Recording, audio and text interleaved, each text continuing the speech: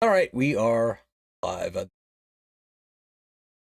do think we're live. All right, hello everyone. Welcome back to For the Minions, the weekly show where we talk about Predecessor, Overprime, and Ethereal. We got a lot to talk about this week. I think the question has been answered. A lot of people have asked this question throughout the years. Why don't they all just combine to make one game?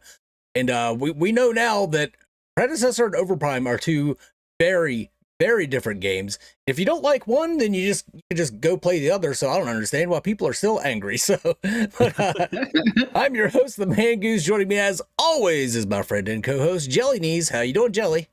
I am fantastic, Mangoose. Happy to be here. Happy to talk about these games and our experience so far of Overprime and Predecessor. And with us again, we got the Viking Jedi. Welcome back, the Viking Jedi. How are you doing?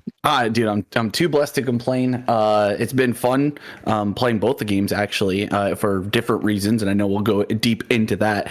But no, this has been a great week. Been really enjoying the early access of Overprime this last week, and excited to see how the poll went that Mangoose put up, and talk about that, and jump into a little bit of the news that's coming from all the studios that we usually cover. So should be a fun, hopefully not too crazy of a spicy week, but I guess we'll see how it goes per usual.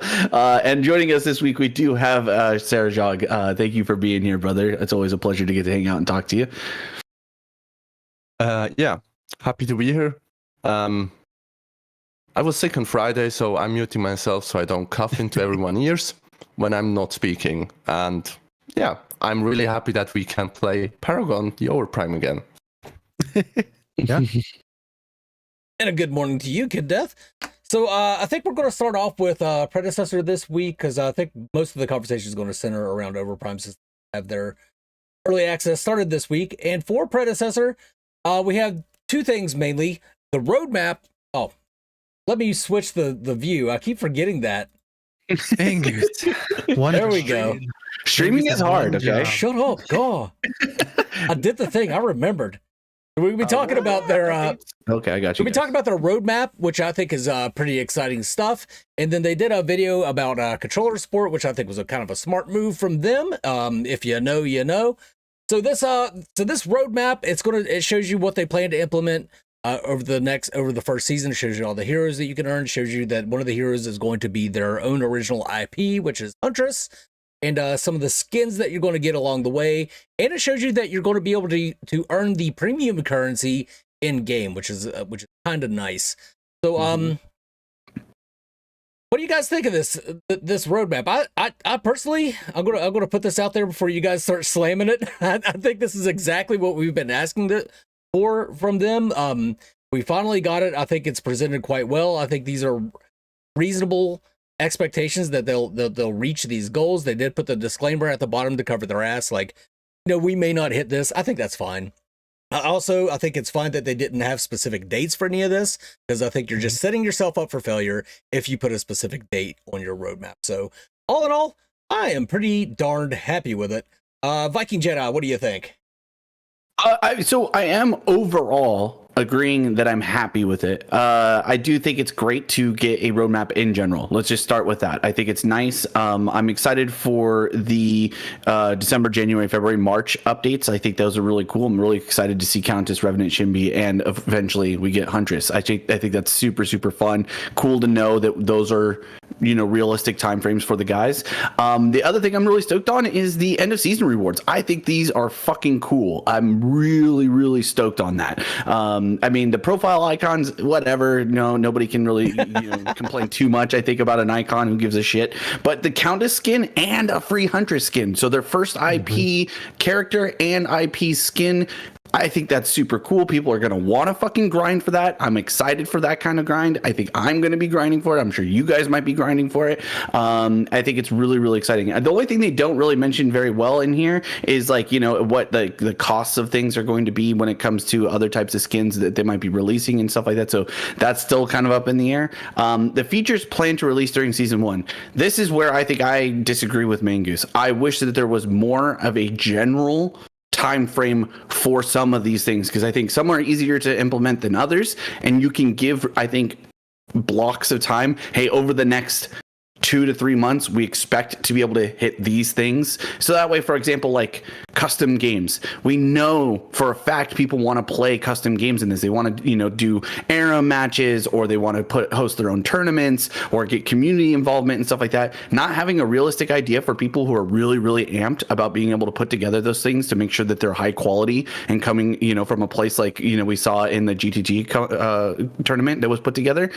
That's a bit of a bummer, I think, not having a realistic time frame for those guys to be able to plan and put those things together so they can actually put together really good content. Some of the other stuff is buffs and for Fangtooth and that stuff, or improvements on camps and all these other things. I still think you can give realistic time frames on those things. So I disagree that about the lack of clarity as far as what is a priority. Even if it was just a priority list, hey, this is what we're mostly focused on. We really want to hit console in the next 6 months or in the next 3 months. So that way we can stop hearing people bitch and moan about, console win. They got a little bit of a console fix by, having their updates for the controller support through the video, which I thought was really smart. But yeah, so that's my take on it. I know Jelly also has a fairly strong take on some of this. I might have stole some of the thunder from some of these items, but what did you think, Jelly? I think overall, this is really good. Like Mangu said, this is what we've been asking them for, right? Is a defined timeline of events. Right. And telling us which heroes, not just a hero is coming, but these are the heroes that are coming, I think is also super cool to have. So those players can get excited, right? Mangoose is a Shinbi player. It can be like, February, that's my month, dude. That super, super cool idea. I think that's fantastic. I agree. I would love to see the features planned during season 1, maybe put under each month of we're aiming to have custom games in December. We're aiming to have match and details in January, right? And kind of segment them that way to get a little more information, but not hard deadlines necessarily. But it's hard to say that being safer is a bad thing, right? It's kind of in being greedy, I want to know that information of rough timelines. Yeah. But you guys playing it safe by just saying in the season as a whole, these are the things we want to accomplish. Fine, I get it. Same thing with the disclaimer, right? The disclaimer is kind of like a CYA thing, but at the same time, from a business perspective, I go I get it though. It's hard to say we will have these things, and then when you miss it, then what's your recourse? Whereas now you can at least reference back to it and say but we put a disclaimer, which isn't going to help people, but at least you have a response. Yeah. I think one of the things that makes me most nervous about it, I wouldn't say that it's evidence of anything necessarily, but it just makes me nervous, is their roadmap from their last test to early access. The features on that roadmap did not get implemented. That's true. In complete form. And there was no disclaimer on there, so maybe that's why they added the disclaimer, right? But that was 8 months-ish of time between the two things. So if I'm being skeptical, it's that we don't have a good track record so far of following roadmaps, but I am excited to see how they progress through this roadmap over the next 4 months. Overall, like I said, I think it's a good thing that they released this. I would say I want the same from Overprime. Yeah. These are the things we're working on going forward. Even though they have less systems to implement, I still think it's valuable to add. And of course, Bearded disagrees immediately with our take on more time frames. I think, I can be the same way that Jelly is. I can understand from a business perspective on why things are a little bit more ambiguous. But as a consumer and as somebody, thinking about from the player base's perspective, I don't care about your business. I want a game understanding. I want information, so that way I, as your consumer, feel like I'm in the know just as much as you guys are behind the scenes of what it is that I'm supporting, what it is that I'm playing. Again, this is not a free to play game. This is a paid to enter into game. So giving your player base a reason to want to log in, giving them an understanding of what you're working on for this early access point of view, I think is super important. And giving time frames gives people a realistic, mouthfeel, something to chew on. Because right now, other than those hero releases, there's not a lot to chew on. Again, if I'm a customs game guy, and that's a big thing. I see it in the Discord all the time. People wanting to put together games and work on fun modes within their own communities, and they don't have that yet. It's hard to build together a community without just custom games alone, not to mention all the other quality of life fixes. And so not giving those people a time frame, I think, is a detriment. I think that hurts the business in the long run. So you want to appease to as many of your consumers as possible. Some people, like Bearded, might look at it and go, I don't care about a time frame. But there's going to be other people who are like, wait, when am I going to be able to do this? And if I don't know when I can do this, but I can, then it's going to put a sour taste in my mouth. And I think that at this point in there, maybe I'm wrong, but I think they need to be, reducing the amount of sour taste in people's mouths about it, because it's already a very bare bones early access experience from my perspective. I hard to disagree about the time frames, but Sergeant, what do you think? Fair. I like the roadmap. I really like what features are on there, but as Jelly already said, when we keep in mind what they did in the last 8 months, and I don't even remember the roadmap they put out. I just look at the difference from the last test to the early access. I don't see a real difference. I really don't think they're going to put out all those features that they have on that list. I hope they prove me wrong. I really hope that. Yep. Because I still want both games to be good. And as of now, Pred is lacking the features that they put on the roadmap, that they want to have there. And it's great to have them there, but until they actually prove that they can put them out, my hopes are not going to be too high up there. I like that they're giving us something to grind for, because right now the only reason to play Pred is because you enjoy the game. And I think that's a very rainbows and unicorns fucking answer, is because like in real life, people want to feel like they're accomplishing something. Yeah. So I do like that they are adding some sort of progression and giving some people a reason to play the game other than because they think it's fun. Because I mean, the game is fun. Don't get me wrong. I would probably still be playing it without this stuff. However, with this stuff, I will probably be playing a lot more because it gives me something to play for. 100%. It is a fantastic, and I'm going to say this, and I don't mean it as negatively as it sounds. It's a fantastic Band-Aid fix to the problem, right? In that, great, we don't have a progression system in the game right now, right? I can't, when I get to level 10, just automatically earn that Countess profile icon or the Countess skin, right? Or anything like that. But at the end of the season, they can go back and say, okay, if you reach these thresholds, now you get rewards. It's delayed rewards, but it is still something that offers that progression system feeling, even though it's not directly in the game quite yet. And my curiosity is less so in the progression tiers themselves, but it says that they will reset player account level at the end of the season. And I wonder if that's for two different reasons. Is it because every season is going to have a earnable tier system like this, where depending on what account level you reach, you get bonuses accordingly? Or is it because they're resetting, they're going to have player progression in the next season, so they're resetting so that everyone starts at 0 to get the full experience of player progression from then going forward? And I think either one is valuable, but I'm curious to see which it more leans into when the second season comes around. There could be a place where it's both, right? Like it could be just both answers are correct, and I don't think that's wrong. I do want to address something in chat because Mr. Meds kind of took my own point and used it against me to prove the point, a counter to it. He said, Jedi said we are consumers, not investors. We aren't entitled to any timelines. But I agree with Pilgrim's take right after that. You are entitled to whatever you want. You're the one paying for the game. So we are investors in a small sense. Now, I don't necessarily agree that players, just because we want shit, means that they have to give it to us. But it doesn't stop us from wanting it. And that's where I'm speaking from. I'm not saying that they have to implement it because I want it. But if enough of us want it, they maybe should listen. But they can still say, you know what, we don't care if you want all that. There's been plenty of games where I've been blue-balled by them wanting to do stuff, and guess what? I still fucking logged in and played their stupid game because I was addicted to that game. And Predecessor can absolutely probably get away with that with the big majority of their fan base. But again, when I'm thinking about branching out to the larger consumers and trying to get more people involved, having a more realistic time frame of features being added that they desperately need, I think does help. And it won't hurt them, I think, in most cases.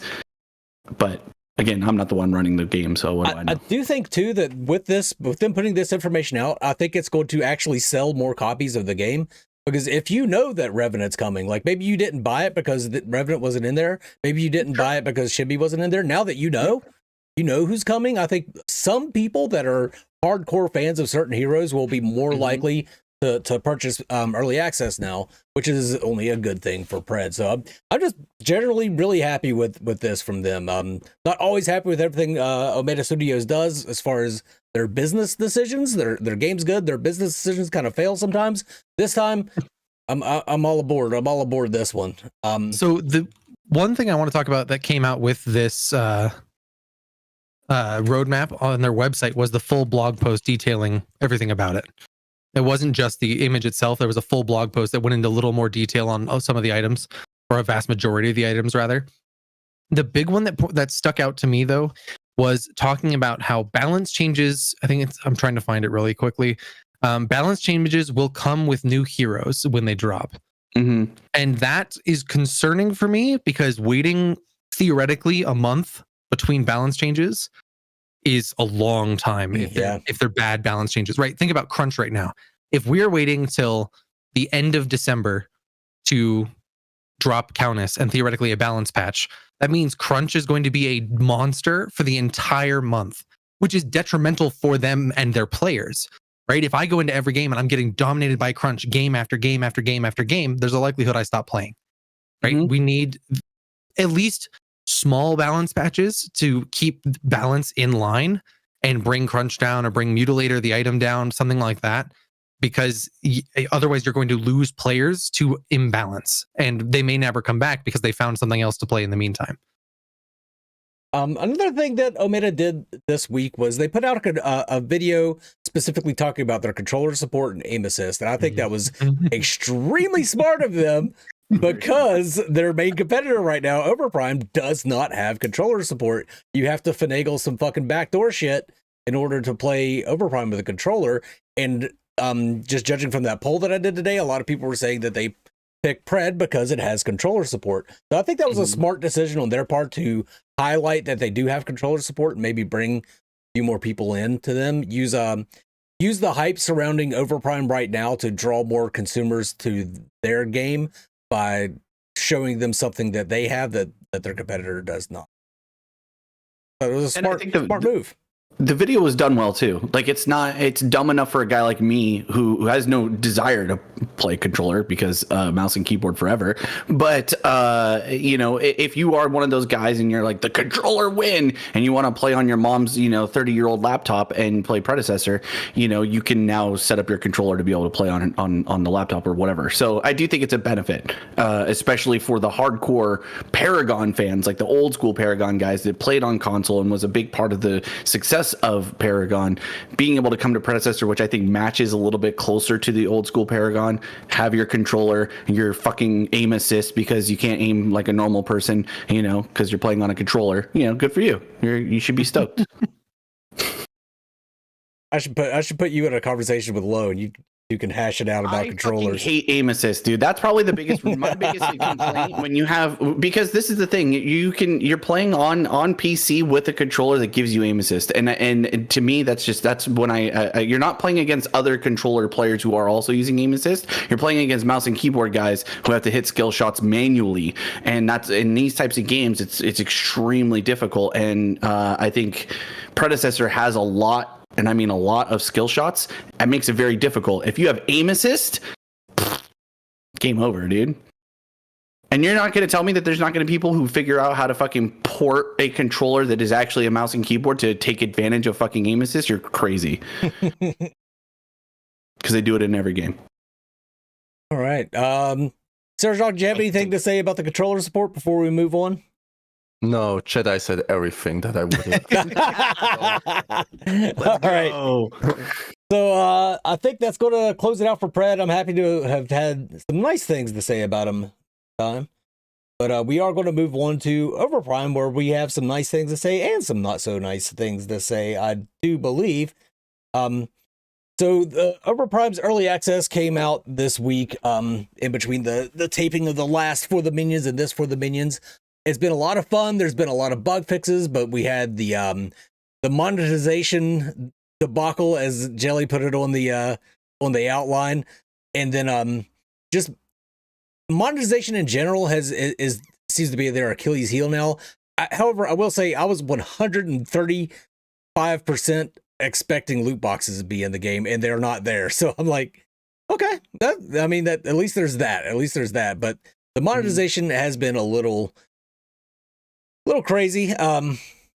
It was really high at first, and then they dropped it down by like 30%. But still, even with a 30% drop, it's still fairly high.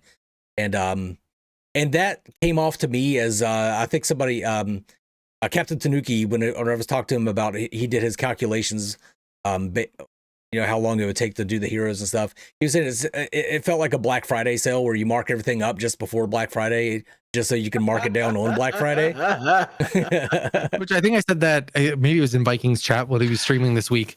Of like it, there are people that were upset that they lowered it because it felt like they did it so quickly that means they were planning on lowering it anyway, but waited to look better, to look benevolent for the community.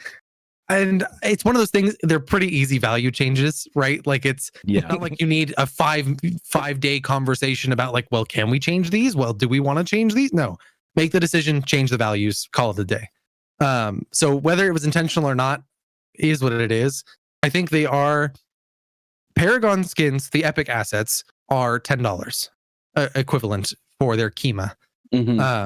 Whereas their proprietary assets they're $7 now. That's after the change. Right. $10 before. Correct. $7 now. And then their proprietary skins are $21.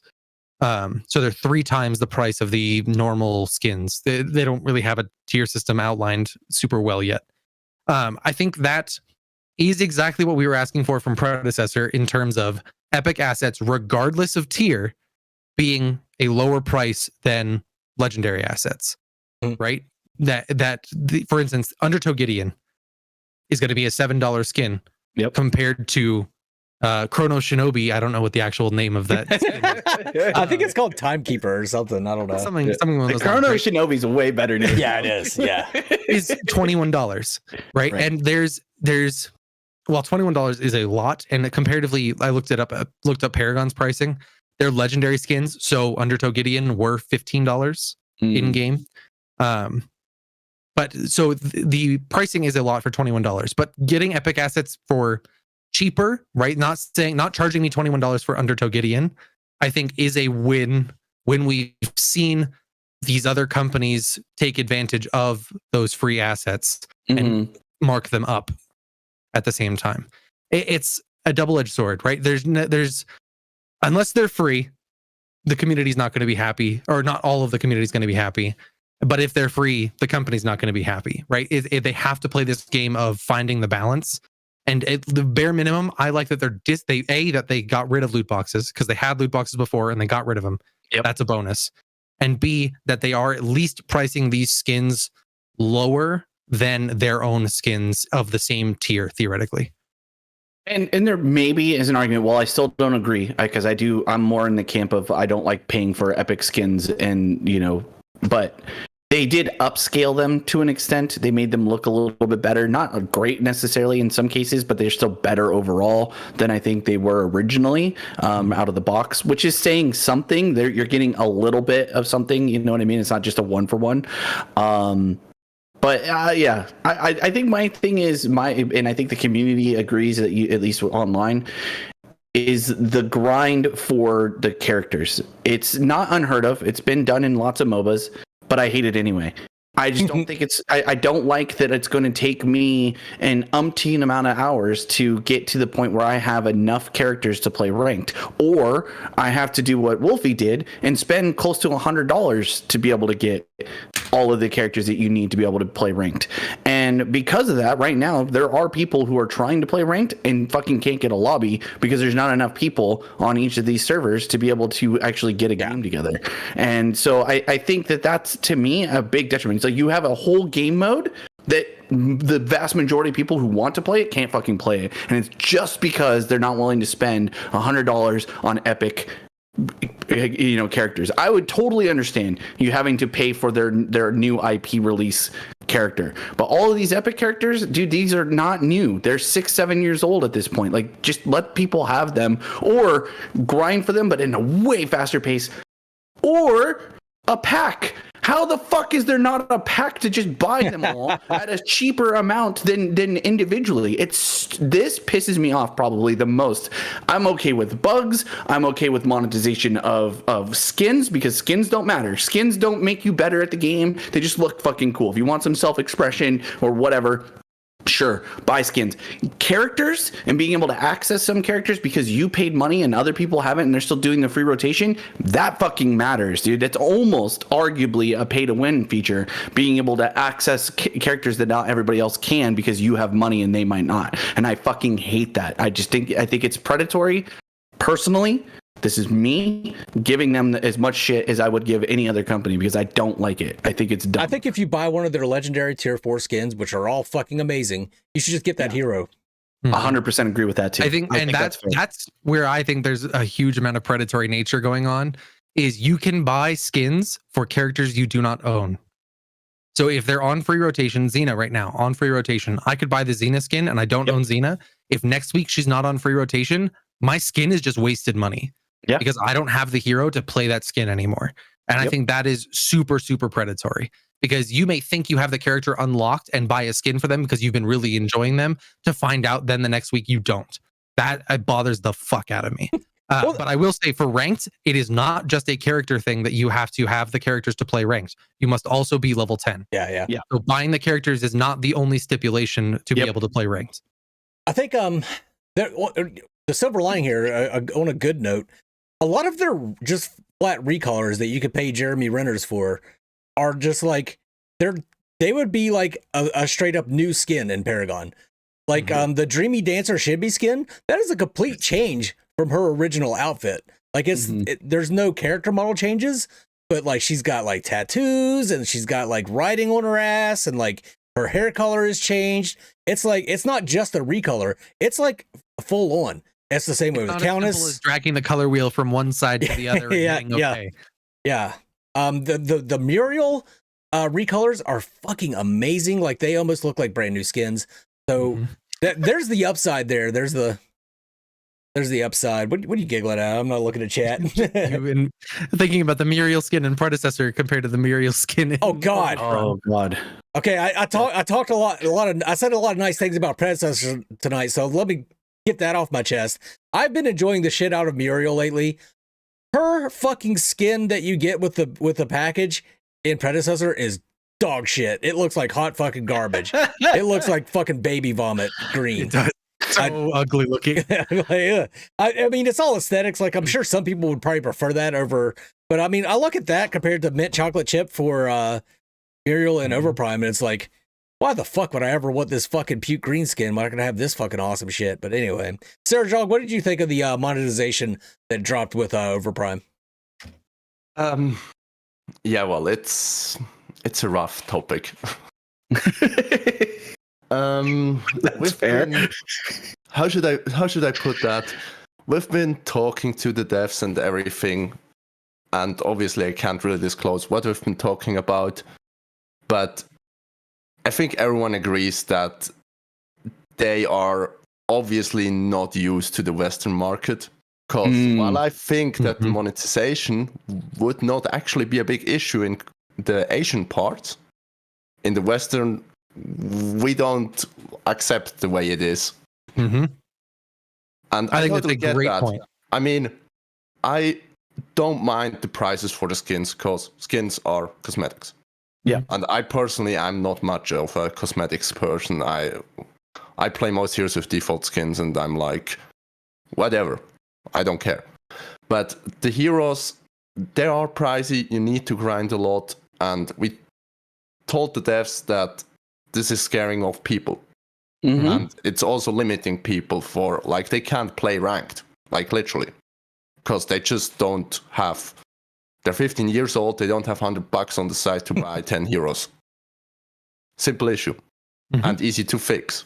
Like, give some Renar on level ups or whatever. Oh, that's I forgot about that, dude. Not getting anything for fucking leveling is stupid as shit. I mean, it's one of the things we suggested that they could change. Like, I don't know, 1,000 Renar on level up, a free hero on level up, whatever. Do something. It's not that hard to like make it easier to get those 12 heroes. initially. And let's be honest, once you have like 15, 20 heroes and you play ranked and whatever, you'll get your NR in anyways, and it doesn't matter if you have 50 heroes or just 30 heroes. But for now, when there's 26 heroes? Yeah. I'm not sure. It's 27. 27? Yeah, Sinas there as well. With 27 heroes, you need 12 heroes, and you need to grind for 6 weeks if you're not playing 30 games every day. You're just going to be grinding casual games with 5 stacks, playing 10, 15-minute games, and... Whoa, I feel called out. We've been but what if you're not in that 5 stack? Then you're sucking. You're going to be getting them Jeremys a hell of a lot slower then. Yeah, well, especially if you're FFing. By the way, people. Soul Reaper brings up a great one too. A free hero for doing the tutorials. Yeah, that'd be cool. Not even including Xena, right? Include just epic heroes. Yeah, just say like, okay, I played Gideon in this one. Maybe I liked Gideon. Let me buy that. Let me get Gideon for this tutorial. Let me. Yep. Right, like there are better ways to do what they're doing, but I think Sarah Jog hit the nail on the head too. Of this is very Eastern priced stuff. Yes, right. Eastern games are very similar to this original pricing model comparatively to Western games, and they're hearing more of the complaints from the Western audience. I'm sure. I do want to say something, and I'm going to preface it with saying this: is I don't really want to get into like comparing one game versus the other, because I think most of the anybody who's looking at this objectively can see now, especially that these two games, while using some of the same assets, are very, very different. I don't really want to get into the place where we're having to say one is better than the other and the other one sucks because it doesn't do this or doesn't do that. I think we can have conversations as a community and want to see different things addressed for these other games, and not because one has it and the other one doesn't, or whatever, and vice versa. There's some drawn that you can make, but I still feel like it's just going down a really bad hole. So I'm going to get that out of the way, chat. But I do want to address Bearded Wolverine's comment about saying, so is it better to have a ranked mode that no one can play, or to not have a ranked mode for the time being? And I would say that it's bad both ways. I think having ranked mode that you can't play now, but you is waiting for you, is a benefit. Not having a ranked mode at all and not knowing when you're going to have it is not a benefit, and it hurts both ways. But also seeing a ranked mode that you can't fucking get to because the road to getting to that ranked mode is so fucking far away, feeling that sucks too, unless you want to spend a lot of money. And to Sarah Jog's point, yeah, there's a lot of kids and younger people who maybe don't have a lot of disposable income. I have fucking disposable income. I'm 39 years old. I can afford to spend money on this game if I wanted to, but I fucking hate it so much I'm not going to. I'm going to grind it out, and I know I'm not alone. I talked to Soul Reaper in my chat. He said it. He's like, and he's a ranked guy. We all know Soul Reaper, dude. He wants to fucking start grinding and get to his top spots like he did in the test. He's not going to do it. He's going to grind it out and wait until he can get them all, just like the average casual player. And I think that's a huge detriment when you have a guy on his platform. He streams to close to 100 plus people, and he can't play ranked. He can't be an ambassador for your game in a competitive environment. And I think that hurts you. And I think they need to address that right away. They need to fix this grind for the characters. I just think it's dumb. I think it's a missed opportunity. I would disagree with you only if I have all the characters I need to play ranked when I hit the level I can play ranked at. Sure. If I hit level 10 and I have all the 12 characters that I need to play ranked, then I would disagree. Because yes, you can pay for it, but you still have to grind to that level 10. Or if you're grinding to level 10, that's where it'll feel the worst. If I hit the point where I should be able to play ranked, that the game is giving me all the green flags saying, yep, you've hit the right level requirement, but I am still 6 heroes short, that's really, really bad, because that will feel extra terrible. Whereas if I hit them at about the same time, even maybe a game or two within that threshold, I think that's perfectly fine, because that tells you that they want you to understand the game you're playing before you go into a ranked match. I agree, it sucks for people like Soul Reaper who are built more around that competitive aspect. And I would much rather be playing competitive than Quick Battle, because Quick Battle's been all out stomps 99% of the games that I play. Yeah, either one way or the other, right? Yeah. But at the end of the day, if their system is set up that I am at the level they want me to be at, and I have the hero requirement to be able to play competitive at that moment, I do not think it's as big a problem. The sneaky businessman part of me says that I think when you hit level 10, you should have 11 heroes unlocked. That way, you're like, well, I might as well buy this 12th one. I'm right there with you though. Because I'm like 9.5. I'm like right there about it to hit level 10, but I won't be able to play ranked. And I know it feels bad already because I'm already sitting here going like, fuck, man. And I fought myself. I'm like sitting here going like, man, I could just buy it, and it's not that big a deal for me. You don't order out food, a couple times this next month and I can afford it. But it also just, I hate it so much. I'm not going to. It pisses me off. It's just not a consumer friendly. It's not gamer friendly. The grind is so bad. Like, especially if people are FFing as much as they are. Like, people are full on just quitting the game at 10, 15, or at 15 minutes, the fastest you can, right? And you don't get any Jeremys for that. You get fuck all for it, basically. Especially if you're the quitting team. So if your team FFs and you didn't want to because you're trying to get your NR, it doesn't matter. You get 0 because you FF'd at 15. Well, are you guys ready to move on to just talk about the actual game itself, the actual gameplay? Sarah Jog, did you have anything you wanted to add to monetization before we move on? No. The rest of you? That's okay. My last thing I have on it is I wish they gave some heroes for free. Right now, other than the initial 5 you get for logging in the first 5 days you play, which I think login bonus, big plus, right? I like the idea of being rewarded for just logging in and playing a game each day. Totally fine. Love that. But the fact that there's right now only 27 heroes, but in the future will be significantly higher. And if I started playing the game day 1, I have 0 people unlocked other than the login reward that they give me on the first day. So I have 1. That feels bad. Almost every other game, when they charge you for heroes in these games, they give you 6 to 10 out the gate that you have unlocked immediately. That no matter what, you have these 6 to 10 heroes to pick from. And then a free rotation, yeah. Yeah, and then you have free rotation afterwards. I would rather see them lower their free rotation, but give me 6 to 10 heroes for free, just off the bat. Because then I only have to unlock a couple to be able to play ranked. Then it doesn't feel like it's as bad that I have to pay for heroes to be able to play a lot of them, right? And then I just have to get to level 10. By level 10, I'll have 2 more heroes unlocked, no question. And then I can play ranks, no problem. But the not giving any heroes for free, I think, is where a lot of this is accentuated in how bad it feels. I mean, and the free rotation is fine for casual, but it comes down to wanting to get into ranked. And the other thing that Jelly pointed out, like buying a skin because you want to, look different, or you like the character and you want to, we want to support the game or whatever. You don't own the fucking champion if you buy the skin. So it's going to feel bad for people who didn't know that if you bought the skin, you didn't get the champion, because there's nothing outlining that too. And I think that's a missed opportunity. Like, some people might be like, oh, I can buy the skin, and they might be assuming that they get the character for free as part of it, and you don't. I will say our good buddy Sean Connolly made the mistake on the first day of buying a bunch of heroes that ended up giving out for free or putting on free rotation. He messaged them. They gave him all his money back. Like, wow, damn near immediately. So if you do make a mistake like that, if you make the mistake of buying a skin and you don't own the hero, then realize that you're kind of fucked out of that skin. Just send in a ticket, and you will probably get refunded.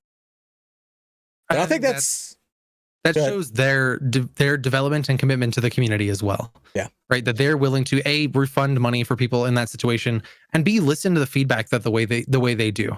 Right. When they hear, I mean, within 12 hours, we got a patch changing the monetization of the game because people were upset. Yep. Right. I think that is massive by itself. Bearded Incorrect, you had the Fae, and the Fae was always considered a support / mate.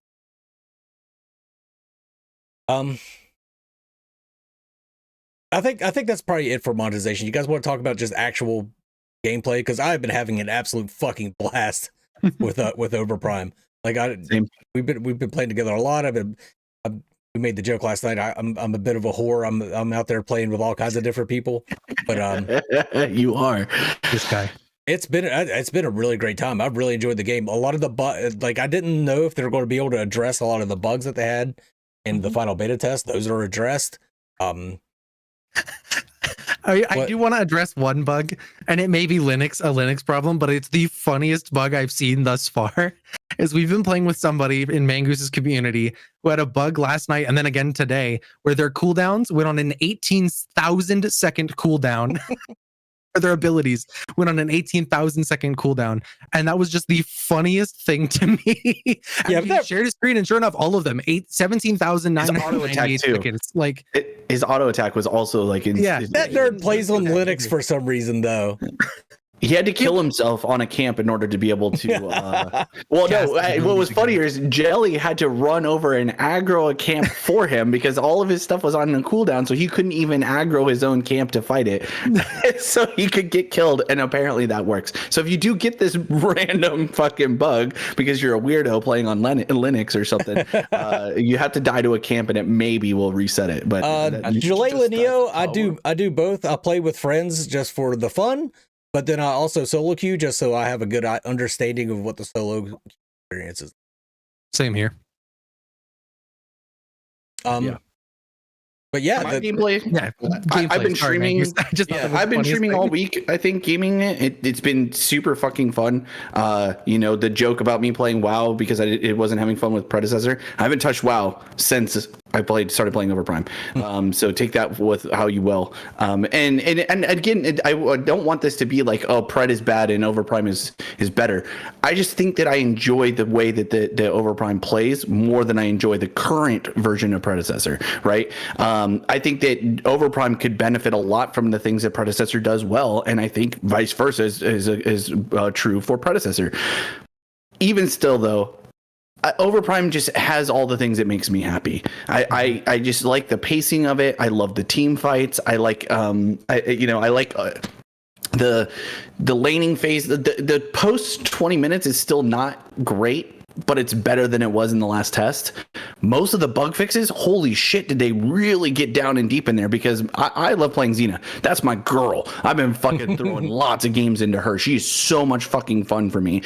And that camera bug that would happen when you right click with her and you go sending yourself and then it teleports you back rarely happens. Usually it's like with weird interactions with terrain and stuff like that, which hopefully they continue to iron out those kinds of things because it happens. But I guess my biggest complaint, obviously outside of the monetization, is the ease at which players control. People coming in and immediately throwing games, people being able to just quit, and you can't do an early quit, like you can't do an early FF if somebody disconnects. You have to wait until it's 15 minutes to be able to get out of the game.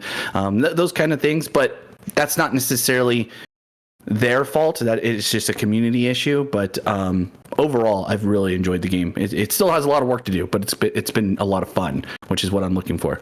There's an amount, and I hate that I'm going to say this because I'd be the player that would complain about it, but they need to make that tutorial mandatory, especially for new accounts. Because there's so many people that I'm like, you clearly did not run through the tutorial, right? Like there's just no way you did, because you're doing weird things. You're running under tower without minions. You don't know how to buy items. You're going to the wrong place. You don't know how to ping. You, Mangoose, didn't do all of these things that are in the tutorial, right? That you would help you learn how to play this, but because you can just quit out of it the second you load in, it feels a little bad to have new players come into games where they could be washed out or learn a lot more if they just did the tutorial.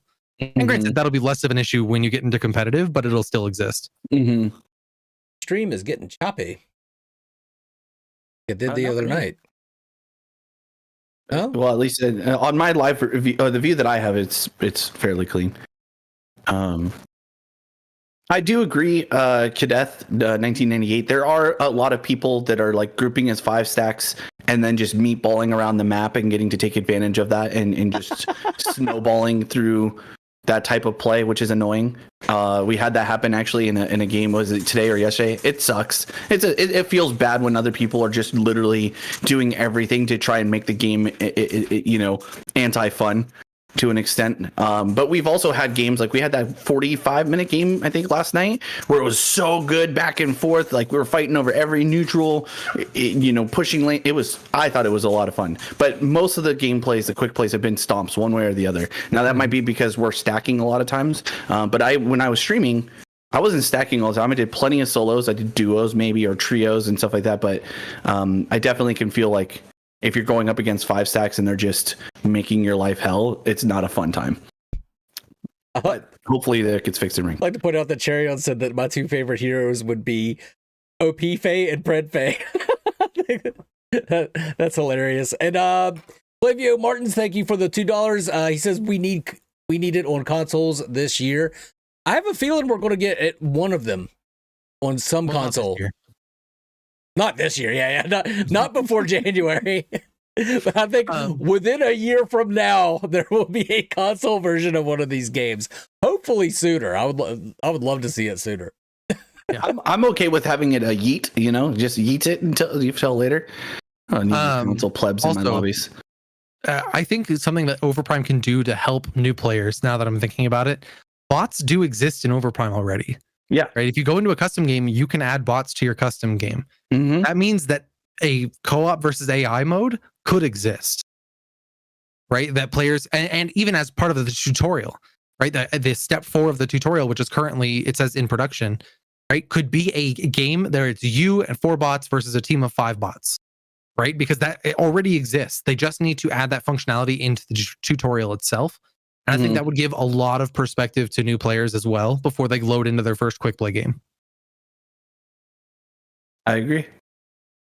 Functionality is there. It's just about implementation. Serjog, we haven't heard from you. Are you dead? No, I'm still here. No worry. So how have you been liking Overprime? I mean, it's fun and it's pub stomps. Like 90% of the games are just stomps. It's what it is. 10-15 minute matches and playing ADCs on every lane or stuff like that. Like I've seen so many games with 4 ADCs and support. It's hilarious actually, but it's not gonna make new people want to play the game.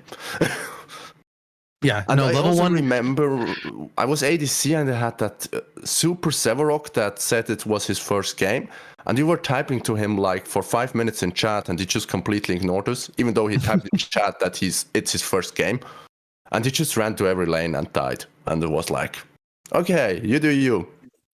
And I think he disconnected after some point, but I'm not sure. But yeah, it's like people like that exactly. How do they even get into the first match without even understanding the basics of the basics that are explained in the tutorials? Like it's stupid that you can just press escape and skip the tutorial. And as Jelly, or I don't know whoever said that with the AI mode. It exists. People don't even know that they can play versus AI. Yep. I mean, you can also play with friends against AI. Just make a custom lobby, get your 5 friends in there, add the 5 bots, and play. But most people don't know about this feature. Like I had so many people in Discord say about they have so many bad people, and I'm like, well, there's an AI mode they could play, and they're like, what? There is? Don't know about it. I mean, how would you know about it? Because a new person is not going to make a custom game. Exactly. But especially when the training grounds exists, right? There's no reason to go into a custom game unless you're setting up customs, right? And there's very few people, new players especially, are going to do that. So they need some other way of getting players into play co-op versus AI or solo versus AI by itself, even if it's like another game mode on the top of the screen. They need something to drive people in there. As far as the ADCs in every lane, I'm still seeing it, but it makes me fucking smile when I'm Gideon mid lane and I see a Revenant stepping up or a Twin Blast, and I'm like, ha ha ha ha ha. This is gonna be fun. Yep. I do want to comment about that because I've been playing a lot of solo lane. I have noticed it feels like with the nerfs to especially Murdoch and Twin Blast, who we would see in the off lane a lot, are not as strong, and you can eke out an advantage depending on what melee character you're playing, because they take a lot of damage. You have the advantage of being able to attack while moving faster than they can, et cetera, and you do a lot more upfront damage once you're in their face. But they are still really annoying and strong, and that sucks that we see them. But Gadget is the big fucking problem, and we all know it. I've been tearing gadgets up too mid lane. Gideon, the buffs to Gideon have been fucking amazing. Yeah, Rangers need to be weaker the first 3 levels of the game, just across the board. I agree. Right? If you just made them weaker the first 3 levels, you would get rid of a lot of the attention of them in mid and solo lane, where these other characters can actually bully them back and keep them off of farm, but then put them at a further disadvantage, whereas they're safer in the duo lane where they theoretically belong.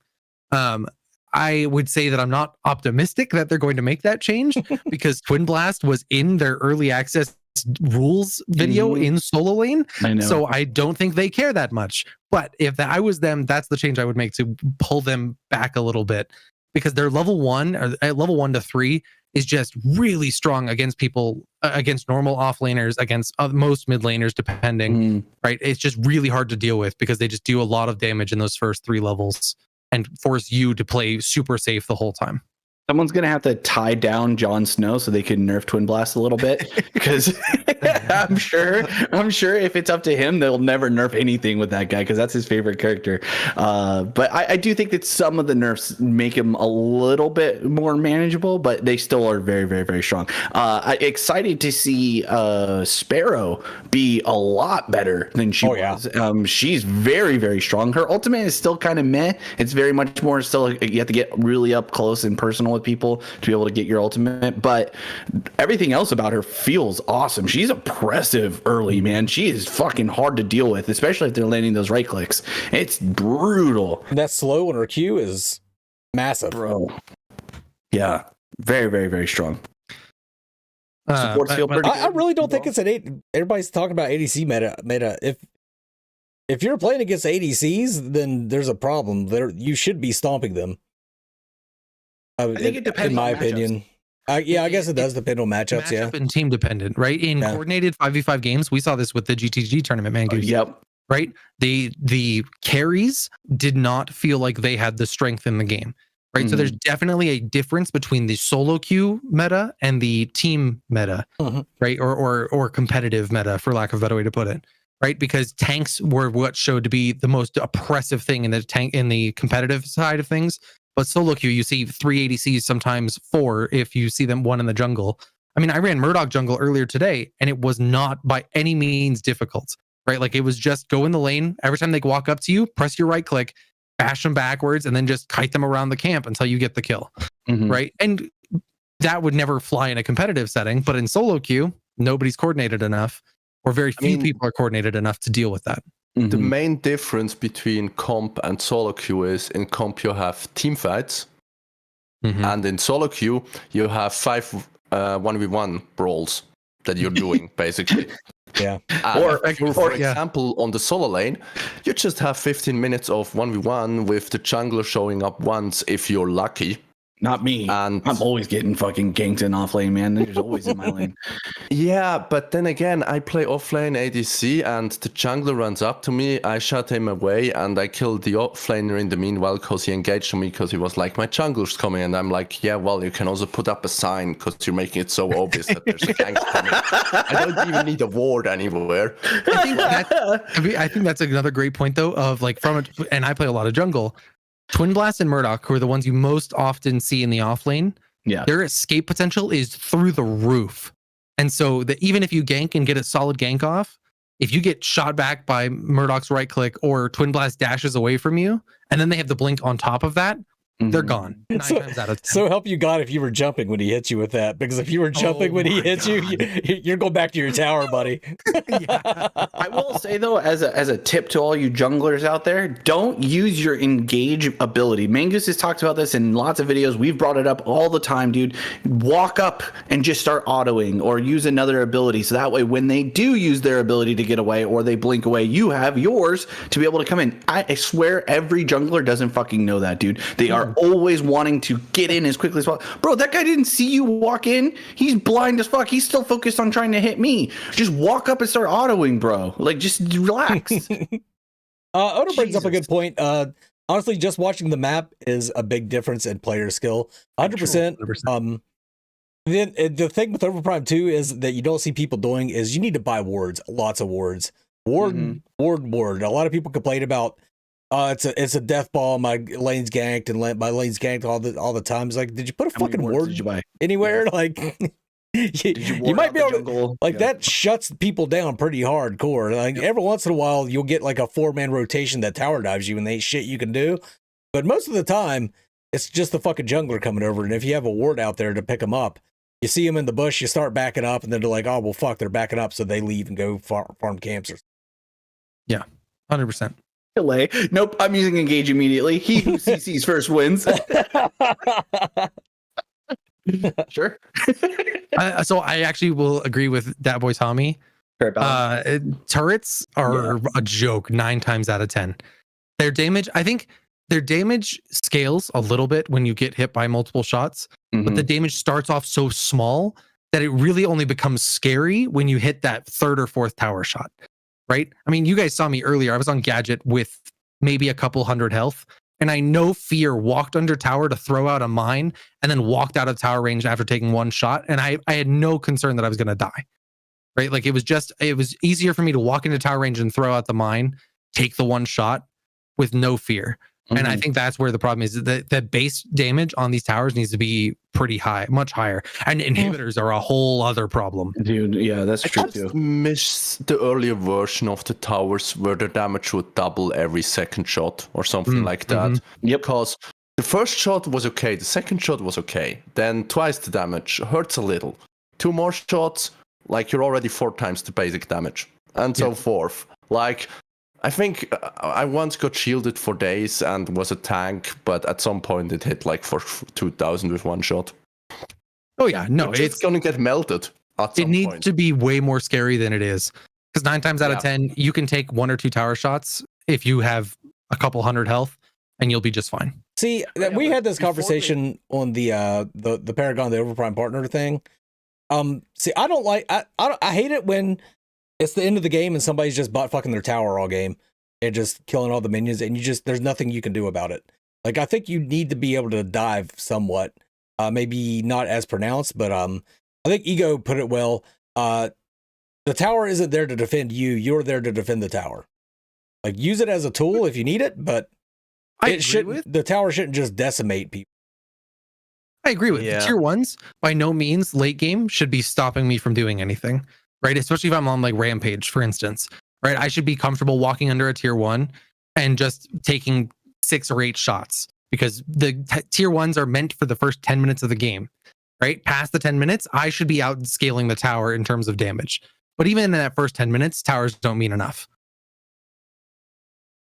Yeah, I think one thing they need to address before they change the tower damage is the minions actually reaching the tower in a reasonable amount of time. So slow. They're so fucking slow. Minions mean almost nothing in general, though. That's been a complaint for us for a long time. The only way to get inhibs is basically having a tank diving it in 9 out of 10 times. It's just how you kill the inhib. You get 1 minion below it if you're lucky, and you have a tank just eat the tower shots for days while that minion is in there and just reducing the armor of it a little. Or a spunky Muriel. Yeah. But Mangus has been having too much fun on Muriel these last few games. Guys, let me tell you. I'm going to flex a little bit. Oh, here it goes. We played 4 games earlier. Out of those 4 games, I died twice on Muriel. Yeah, I only got 3 kills, but I had 45 assists amongst those four games. And I only died twice. Only died twice. But how often did your ADC die? Oh, actually, hold on. Go ahead. Hardly ever. Yeah. Well, then you're a terrible Muriel. The poor button mashing that Mangus's keyboard had to endure, especially in the game where both me and Jelly were both playing as carries. I'll have a short coming out. These guys both, I couldn't see green on their health bar. I could only see black on both their health bars, and they're still pressing forward into minion waves and enemies. W key and left click, right, Jelly? And I'm back here just alternating shields. Shield. I think God damn. I think I even dashed in to try and get into one of your bubbles that you threw onto Jelly so I could have the shield too. Oh boy. Yeah. The towers and minions in general need to be fixed in OP. That's the hard truth. They're really bad. And somebody mentioned itemization. Itemization is terrible in both of these games. We've mentioned that last week. You mentioned it again. Items suck. They're not. There's like a few of them that are super cool and neat and interesting. Like being able to turn your enemy into a fish. So fucking hilarious. It's really fucking great. But that card kind of needs nerf in my opinion. Yeah. Because apparently a 2-second blind of phase is too long, but having a card that everyone can buy turn you for 2 seconds into a fish where you can do nothing, so you can be turned into a fish for 10 seconds theoretically. You can move. That you can move, but you know what I mean. It makes you harder to hit. Honestly, it's almost a buff in some cases against bad ADCs. I have that. Really I'm hard almost to like hit. welcoming, especially when I'm on like Sevarog or Stealer Rampage. I'm like, yes, turn me into the fish, please. You can dodge a fish, you can dodge a ball. I do think it's itemization is the worst for carries because basically if you're not building crit, you're trolling. I think most of the other characters have a little bit of variety in their builds, but not a lot more. Carries I think have it the worst though. I think you basically if you're not building crit, you're trolling. I think if you're playing if you're playing a physical power character, you're shafted in terms of itemization because you can either go bruiser or crit. Those are your builds. Congratulations. Yeah, like I said, it wasn't much better, but you have a little bit of diversity. But itemization in general sucks. They need to do a lot better. And economy in OP is also really bad. It still takes way too long to come online when you're trying to end the games at 25, 30 minutes and you're only having 3 items. Kind of sucks. I still disagree, but I'm usually at like 6 items by that point. So because you're playing Kalari and you're the only one on the team though. Like the rest of us are plucking along with 3 items. Yeah. Yeah, well, I'm usually playing enhanced support on the offlane. It's really fun to be a steal on the offlane. It works great, but you end up with like 30 assists and 1 kill. So you have no gold. Yeah. Yep. All right. Well, shit. I think that about covers it for Overprime. You guys ready to move on for Ethereal? I think so. Anything else you want about the poll? You want? I didn't think we were going to talk. I didn't put the poll so we could talk about it tonight, but we can if you want. I just wanted to address one comment that I saw in the poll because I thought it was really good and it applies to both games. Okay. Before I guess we jump into Ethereal. Well, so the poll was. I'll say right now the poll was 65-35 in favor of Predecessor as far as which game people have been having more fun with. So there you go. The comment that came from Nerd Vibes. So shout out to Nerd Vibes. Thank you so much. I mean, a lot of the comments were really good, and to Mangus's community's credit, everybody was pretty respectful. Big props. Thank you guys for continuing to carry that narrative because that's something I think that's really important to us as the FTM crew is that we want communities that are not being toxic and and shitty towards each other. You can like whatever game makes you happy. That's how it should be, and don't shit on somebody else's cereal. You know what I mean? But Nerd Vibe said, if I'm being honest, both games have been slightly disappointing. While Pred has smooth gameplay and fleshed out kits, its lack of characters, progression systems, match details, and competitive play keep it from being playable for too long. And overall audio just doesn't translate well to what's happening on screen, making matches feel boring at times. On the other hand, Paragon the Overprime has some really cool concepts and the moment-to-moment gameplay feels exciting. However, the monetization, though improved, feels extremely intrusive and progression can get a bit too grindy if you're looking to earn most characters for free. Balance also heavily favors ranged carries in both games and neither of them do enough to separate the 3D space from 2D MOBAs. Kind of wish Ethereal was further along. I truly think that game has the potential to trump both projects. So I thought this summed up to me a lot of how my feelings have been about both studios and both games. I thought almost all of his points are pretty much spot on. Do you guys have any additional thoughts or comments about his take or any of the other takes from the poll? I think the comments directly about Pred and Overprime are spot on, right? Like I think they are very concise, but they get the point across. The one I kind of want to talk about is the separating the 3D space from 2D MOBAs. And the more I look at these games with that mindset, the more they both completely lack that element of gameplay, right? The amount of verticality in Predecessor is minimal at best in terms of like separating areas drastically. There's a couple mid lane points There's the direct, like, way out at the side of the off end duo lanes, right? And in the pits, you've got that like little 3-foot gap that you can't jump up to add a little bit of verticality, but at the end of the day, it's effectively still the same plane. And I think that feels really bad. Paragon the Overprime, very similar thing. You're right. You've got the occasional areas here and there that add some 3D elements in terms of Z height to the lanes or to the neutral objectives, but for the vast majority of it, everything is on the same plane. And I think that feels bad, knowing what is possible in that space, right? I think Paragon the Overprime's old legacy map and legacy in general and Paragon showed what the potential was with those Z height differences, because you had those long walkways on the side of mid lane that you could be standing at the very top of, throwing abilities down, and they weren't the most effective and you didn't have the greatest range on them. But if you had the height, you could do something about it, or you could create interesting opportunities to gank lanes using those height advantages in the Z axis. And that just doesn't exist in the new map for Paragon the Overprime or Predecessor nearly as much. Yeah, I agree. I mean, there's a little bit of it, but not nearly as much as I think most people are hoping for or want. I think when you think about a 3D MOBA, you want it to feel a little bit, bigger in space. Some of the changes have come through, right? I think both howitzer ults in both games give you a lot of height and give you that experience of feeling like you're out there. Gideon ult always has done that, or with a combination of his E. But the maps themselves feel pretty flat overall. There's like a little bit of height here and there, but I do like in Overprime at least the deer pit being able to go up and around and use that as an advantage. So it does add a little bit of height. There have been plenty of times where we don't notice that there's a guy just sitting there pelting us who's sitting up at the top of there. We're like, what the fuck? Where am I getting hit? Oh, well, shit, there's a sparrow up there literally raining arrows down on us or something like that. So there is a little bit, but it's not nearly as much as I think a lot of people had hoped for. But yeah, and again, people in the comments, like we get that, like, you might have a preference over one over the other, and that's totally fine. You're allowed to like whatever game makes you happy. You don't even have to agree the carries are overpowered in both games. You might think that it's a different kind of meta. That's also okay. This is just one comment that I thought was pretty good and explained well on both sides of things. And I also wanted to point out, I don't think that the Predecessor's gameplay is astronomically better than Overprime's. I do think that it's really good gameplay. The bare bones of their game is very, very solid, but Overprime's isn't that far behind it. It still feels pretty good to play the game, and it feels really good hitting a lot of the buttons.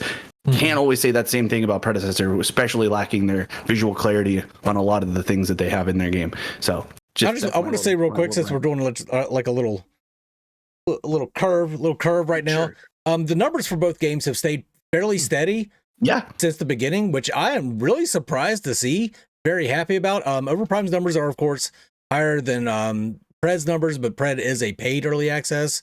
Overprime is free. However, so I don't really want to look at how many people are playing, but the number of people that are staying to play, I think, have maintained themselves far more than I thought they would. We've seen a lot from all the different closed betas for all the different games, that usually that first day everybody dogpiles in. The second day it's like half, maybe even a third of that. They've stayed fairly reasonably steady for both games, and I'm really happy to see that. That gives me a lot of faith that they can continue to be fruitful moving forward and actually build on those numbers instead of just constantly. Yeah, I think for Overprime, it's a little too early to call, right? They've only been out a couple days, so the newness factor is still there. Yeah, that's true. Predecessor, I would also say, is a little too early to call, even though it's been over a week at this point. With Predecessor, we did see a significant drop from all-time peak to current concurrent. It's about a fourth of what it was on Steam charts, right? We don't have Epic numbers, so we can never talk about player numbers from an Epic perspective. So it's always going to be Steam oriented when we're talking about player numbers directly. On Steam, they did lose about 3/4 of that all-time peak player count, but they are trending neutral at the moment in terms of concurrent players, right? That they're not trending downward, not necessarily trending upward, but that is better than what we've seen with past games in this space, right? And similarly, so far from what we've seen from Overprime, they're also in that trending neutral kind of zone a couple days in, which is good to see for sure. Yeah, Well, and it's also fair to keep in mind one's free to play and the other one's not, right? So some of those numbers are going to be, I think, inherently lower just because of the pay barrier. But the fact that they're consistent for the most part, day in and day out, is really, really cool. And I hope both studios are proud of what they've been able to put out so far, because I think that both games are amazing and fun in their own ways.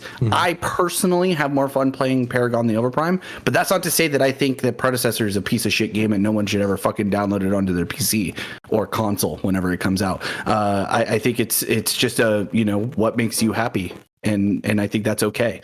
And I'm getting more and more confident in feeling like both can exist in the same space, even though they're always going to have people comparing the two, and you're going to have the weird fanboys in both camps that are going to like shit on the other fanboys.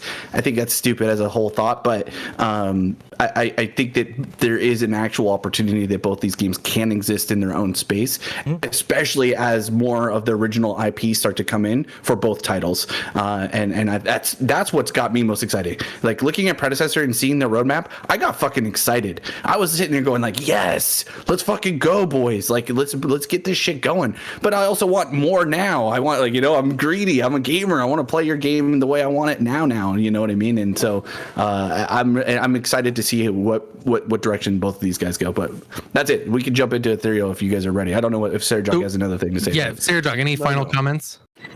It's fine. You guys said enough.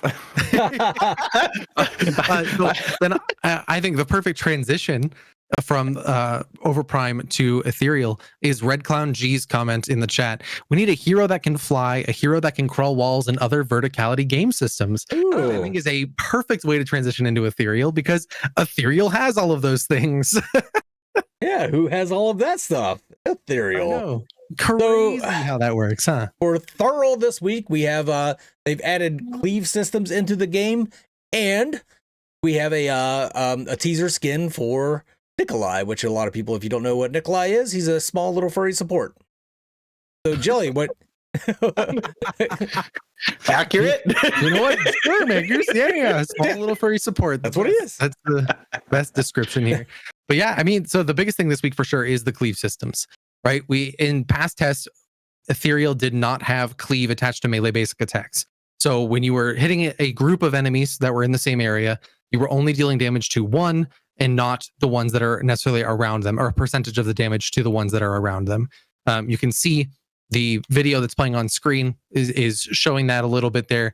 And I think it's a good quality of life system, right? Especially when you look at Talos, big giant meaty axe, and he's swinging it through 4 minions and only hits one of them with 60 damage, right? Like that's just, it feels a little weird to see that from a 3D perspective. And so having a little bit of that kind of gives you that feel. It also buffs the melee heroes or melee myths a little bit more in terms of jungling, right? They can jungle a little bit more effectively. They can clear waves a little bit more effectively in lane, which comparatively to ranged characters is a good balance knob to be able to have.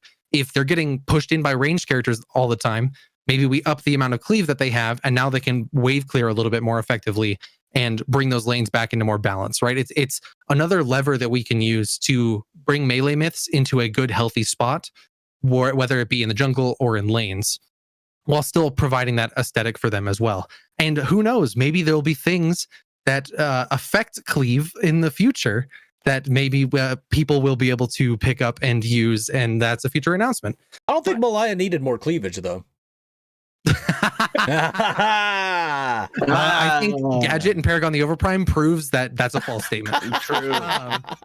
True. And then, yeah, we've got the Harlequin Nikolai skin, which is, I think, just I love this theme on Nikolai especially, right? The kind of like bard jester look for him. I think it fits really well, especially because he's a musician. So I'm just super excited for that one, especially. I like, personally, at least going into the Harlequin Nikolai, is that I like goofy skins. I like ones that are like, meant to just be more about having fun. You know what I mean? I'm all for like having like a really cool, like edgy theme about one. Like in some of the ones that we've seen previously that have been showcased here, they've been kind of more on that, a little bit more edgy or a little bit like of the cool factor.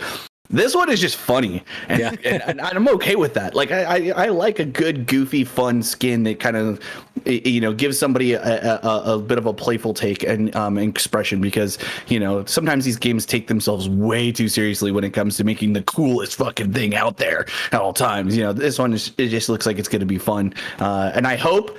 And I'm just throw this out there as like a back animation. He whips up and plays on the lute, whatever instrument is lute. Yeah, that would be cool. So throw that to the devs. Let them know a back animation. He needs to be playing that bitch. There it is. That's the soundbite we're going to use for his recall. By the way, is Viking doing. I'll take it right there. Yeah, Ethereal has a good mix of heroes. You got the big beefy boys. You got if you want an edgelord, you got Axial. If you want something a little cuter and funnier, then you got Nikolai. If you want pretty, then you got Marina. If you want sexy, you got Malaya. Yeah, real quick. Yes, we do call our heroes myths in Ethereal. Yes, all of it is original content. So there are no Paragon characters pulled across into Ethereal at all. It's all completely original characters. So it's super exciting for that part. But I want to touch on what Viking said about the skins, that you can have funny skins too, right? We talked about 2 weeks ago, I think it was, King Dante. And King Dante is a very lore-oriented skin. Right? It fits him. He is the king of Zuria, right? Like it's a very lore attached. It's a very serious skin, and that's okay. And it can exist in its own right. But yeah, then you can have a jester bard skin for Nikolai and be the complete other direction of that. And they both can coexist in a game like this for sure. Yeah. And I think League has showcased that well, right? League has a lot of like goofy, fun skins, and they also have the very sexy skins, and they have the very edgelordy skins, and that's good. You want to have people to have access to personalization, and yes, they do all need cute anime girls. Agree, but I can see a Harlequin skin line across the board, and some of them are gonna probably be fairly sexy. Be a little risque. Yeah, I'm just saying. Look. We all know Harlequin. Let's go, okay? So no, I think it's a fun thing, and I at least personally, now granted I could be biased, I just love that the devs continue to, and the art team especially continues to innovate in a space, even if some of it's borrowed concept. Like Harlequin is nothing new, right? That's something that's been around forever. But who gives a shit? It's fucking cool and it's fun. I'm excited to see it. I think it's fun. When you sent this to the group chat, I was like, what the fuck? I started laughing while I was eating. It just made me happy. So things that make me happy, I'm gonna always be stoked on. And playtest win, I think is what everybody's asking. Playtest win. Yeah, that is what people are asking. You're absolutely right.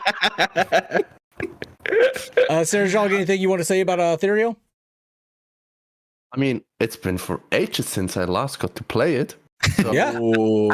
Yeah. Oh, great. Even Sarah Jog's jumping in on this.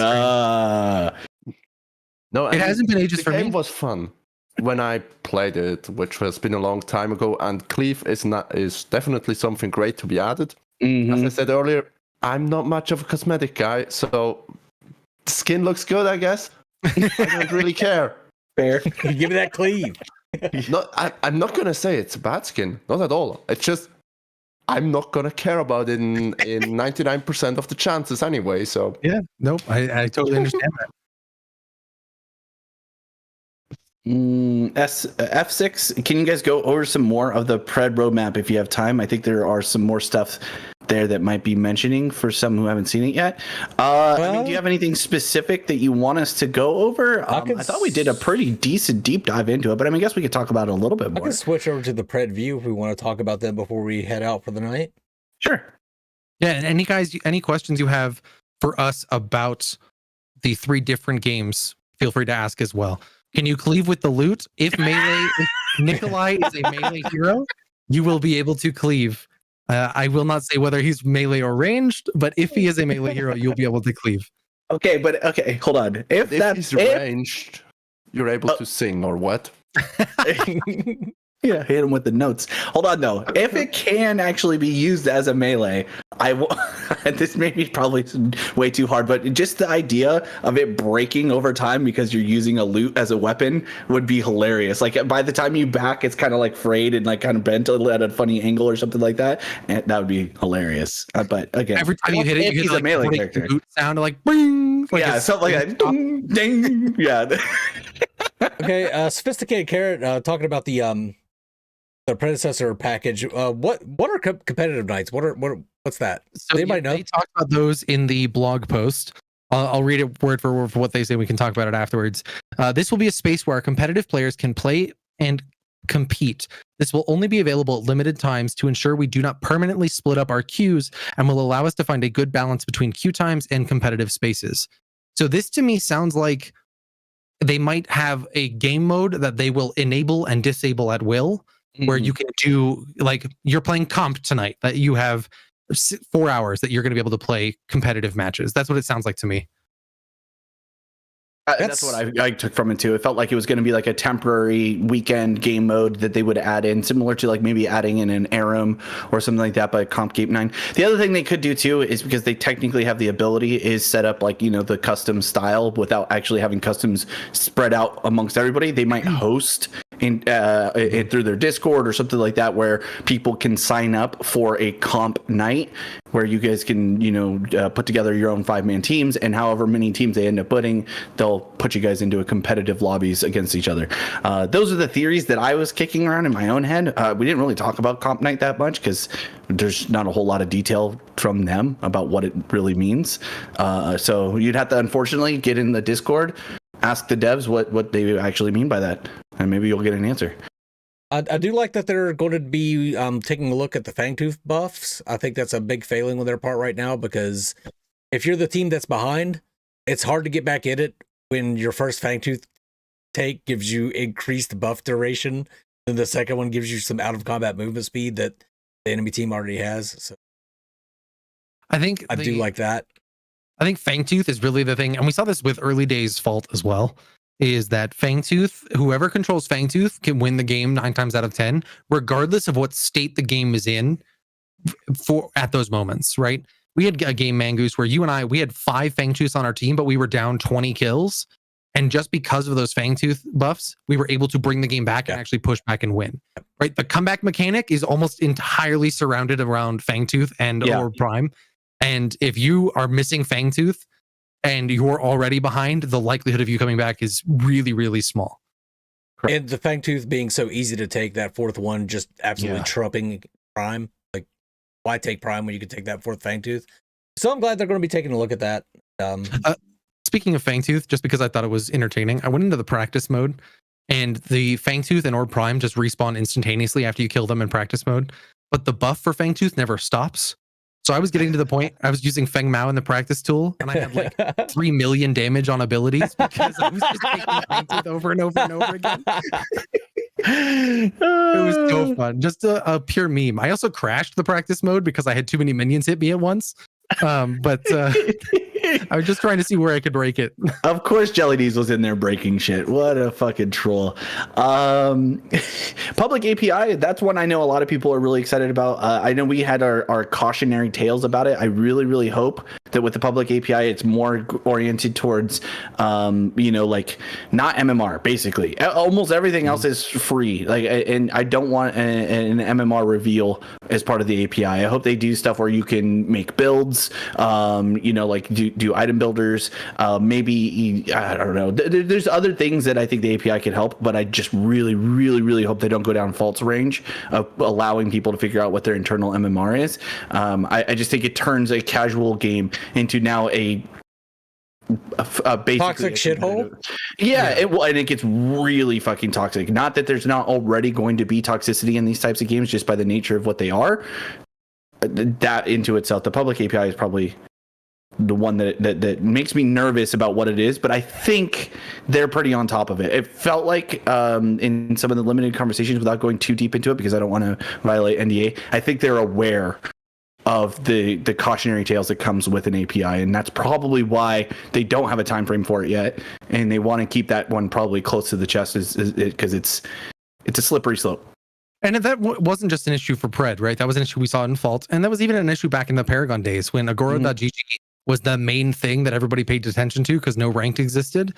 You had people going into games and checking Agora.gg and like, oh, your A, your match history is terrible, and B, your MMR is awful. I don't want you on my team. Let's just get me out of this game really fast. And just toxicity breeds from there. Mm-hmm. Go find out more about it. There's going to they're going to be adding a player reporting and AFK reporting system. I was blown away that wasn't in already. I'm glad that they're going to be adding that. They're going to be adding a lot of stuff in. We already kind of covered it for the most part. I want to be a diamond triple mangoose. Okay. I don't. That's the lowest rank in the That's game. the lowest rank you can be. Yeah. Oh boy. Well, shit. You have to grind terribly to be able to earn it. Like it's below the default rank that you get, so you actually have to go down to get it. Yeah, when you lose 10 games in a row, you have to lose a match to the bronze one. AI before you can get put into Mango's class. you have to lose in the practice tool. I don't know if that's what Delay actually meant, but that's how I took it, and that's fucking hilarious. Mango's rank lost in practice. In the fucking practice mode.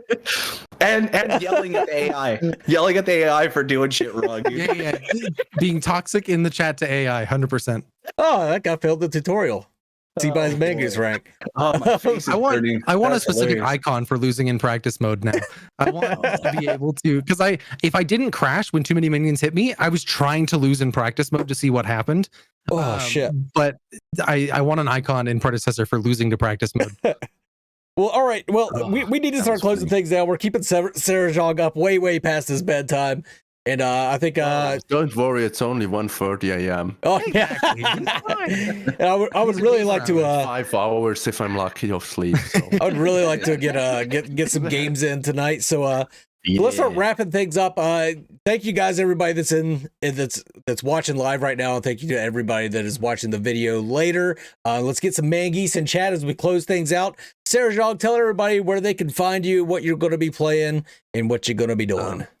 I'm on Twitch, same name as here, and I'll probably be streaming almost every evening Overprime from now on till there are more patches to test on the other games. Fair enough. Yeah. Viking Jedi, you've been streaming a lot lately.